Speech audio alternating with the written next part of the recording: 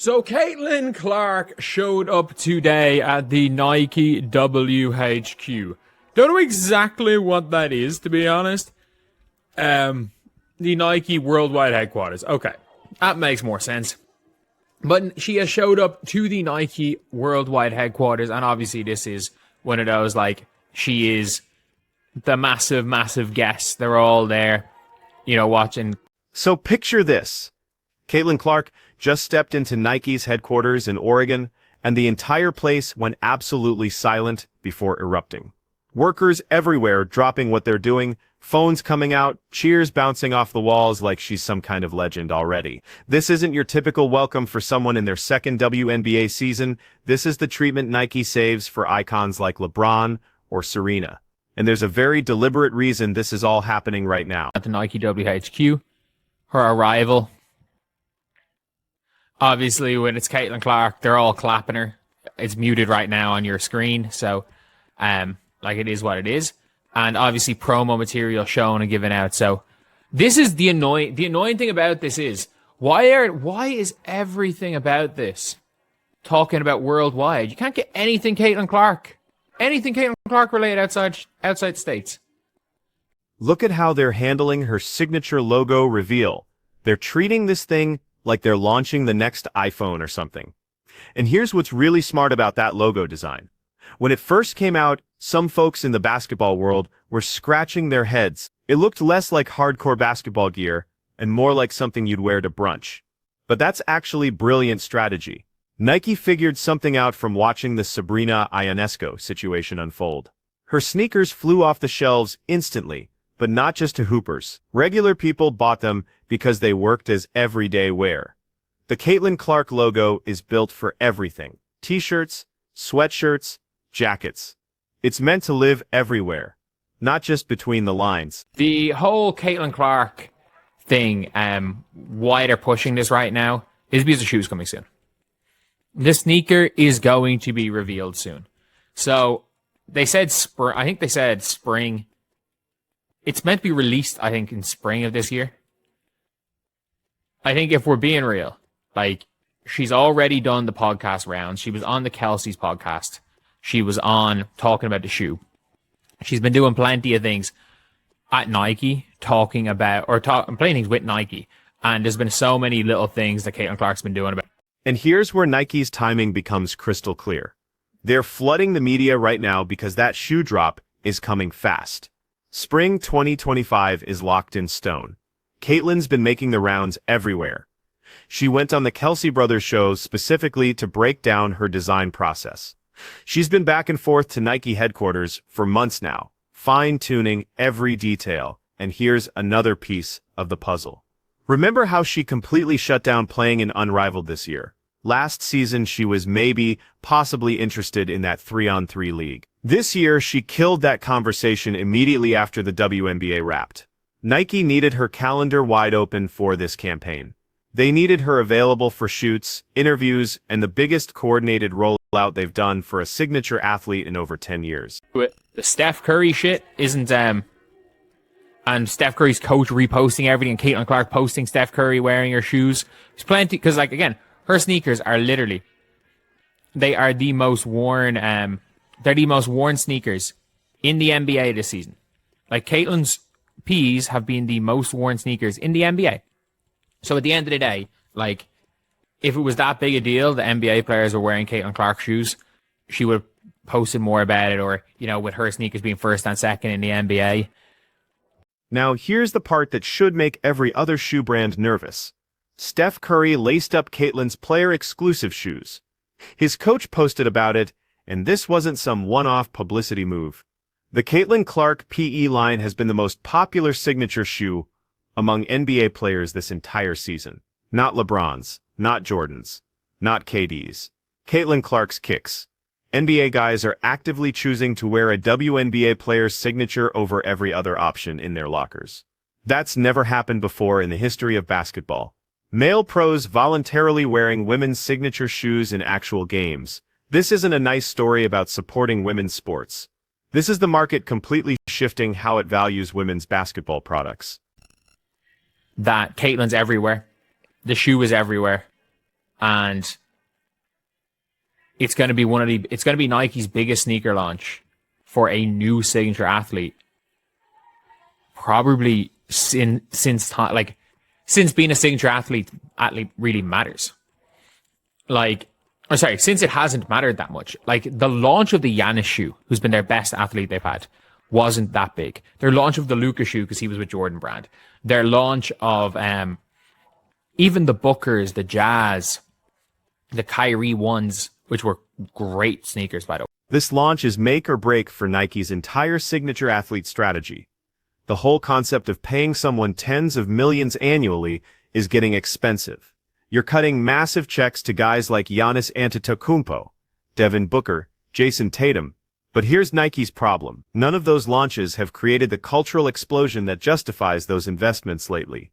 The Giannis signature dropped with barely a whisper outside hardcore sneaker circles. Even the Kyrie line, which made legitimately incredible performance shoes, never reached that mass appeal that makes a signature athlete worth the massive cost. But Caitlin Clark represents something different. This goes way beyond basketball fans. This touches casual sports followers, women who've never considered buying basketball shoes before, parents shopping for daughters who want to be just like Caitlin. Nike is gambling that signature athletes can still move the needle, but only when they break out of their sport completely. Like, there's a lot of sports where there's no signature athletes and Nike are doing just fine in those sports. So I think the true value of a signature athlete is going to come down to Caitlin Clark. I do think Caitlin Clark is going to be I think she's going to be one of the last two female signature athletes. My guess for signature sneaker, is that one of Paige Beckers or Juju Watkins is going to get a signature sneaker. I think both of them are signed to deals. By the way, as far as I'm aware, Juju signed to a bigger deal than Caitlin Clark, but it's not a guaranteed signature sneaker. She's just going to be getting her, she's going to be the face of a line. She's going to be like the face of Nike are going to have like a generic sneaker where she's going to be the face of. So what's next for women's basketball signatures? Caitlin's getting hers. Aja Wilson has her Nike deal locked up. Sabrina Ionescu's line keeps selling, and then you have the rising stars. Paige Beckers and Juju Watkins both have major contracts signed. Juju's Nike deal actually has a bigger upfront number than Caitlin's original agreement.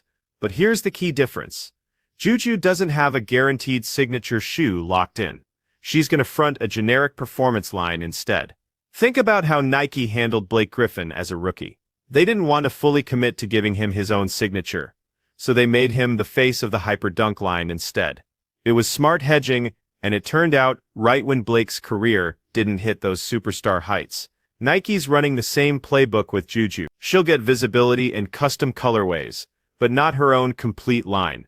That's being saved for Paige or whoever emerges as the bigger cultural phenomenon. Right now, watching unrivaled viewership and social media numbers, Paige is building that case strong. Like, that happened. And Caitlin's gotten a signature shoe, Aja, Sabrina. I think one of Juju or Paige, whichever one of them ends up being the bigger draw. I think it could very well be Paige. I'm not going to lie. Like, I'm looking at unrivaled numbers. I'm looking at everything, and I'm like, nowhere near Caitlin level in terms of hype, but like, Paige, there is a level of hype there with Paige. There genuinely is. So I can see that happening. And her getting a signature sneaker, and then like Juju maybe being the face of a generic line, because they have some generic lines as well. Because there's so many non-signature athletes, and they can't just be all wearing the exact same sneaker. But here's what's wild about the timing of this Nike headquarters visit. The WNBA is deep in CBA negotiations that could completely shut down the 2025 season. Players are talking about sitting out entirely. The league and Players Association are miles apart on revenue sharing. We're talking billions of dollars in disagreement. And Nike is charging ahead with this launch like none of that drama exists. Either they know something we don't, or they're betting big on something specific. If the CBA gets hammered out by February, I guarantee we'll see the shoe reveal within 2 days. Nike will want to ride that wave of positive momentum from the league moving forward. But if negotiations stretch into March and April, they're dropping the shoe anyway. They've got a backup plan ready. Of the Caitlin Clark situation for her during her rookie season, but hopefully that's all kind of been put to bed, and we get to see we get to see the sneaker soon. My guess is that the launch of the Caitlin Clark shoe is going to be sometime in the next. I think we will see what it looks like in the next 6 weeks.